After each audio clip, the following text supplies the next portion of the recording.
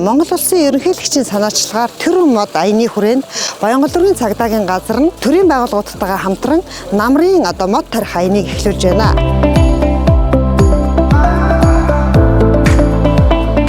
Баянгол дүүргийн цагдаагийн газар санаачлан Баянгол дүүргийн эрүүг иргэн анхан шатны шүүх, Баянгол дүүргийн онцгой байдлын хэлтэс, Баянгол дүүргийн гэмтрээс урьдчилан сэргийлэх ажлыг зохицуулах салбар зөвлөл, Баянгол дүүргийн цагдаагийн газар гэсэн дөрвөн байгууллагын бүрэлдэхүүнтэй нийт 100 гаруй албаагч 3000 гаруй модыг тарьж ажиллаж байна.